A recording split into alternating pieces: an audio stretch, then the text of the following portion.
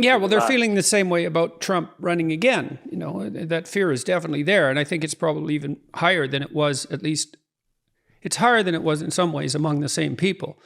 And so because they think, well, he didn't manage to establish an authoritarian state this time, but, you know, just wait. We'll see what happens if he gets power a second time. It might be the last election the United States ever has. But think about what this means. So because I talk to people on the left a lot.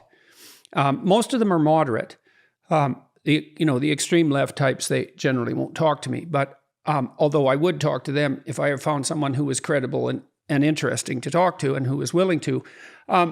What that means is think about the conceptual problem that we're faced with now. So the people on the left can point to the right and say, well, what about your extremists?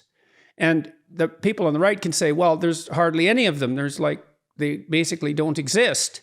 And in some sense, that's genuinely true. And on the left, it's the same thing. It's like it's hardly anybody at all. It's under 1,000 people committed to this, but they can cause a tremendous amount of trouble.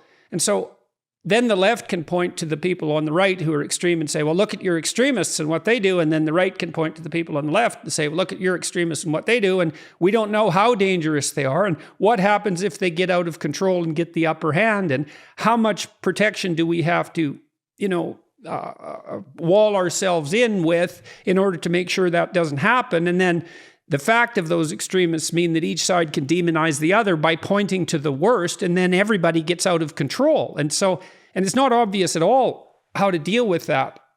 Lying about it certainly complicates the situation tremendously, right? If there's any deceit in the press coverage and so forth. And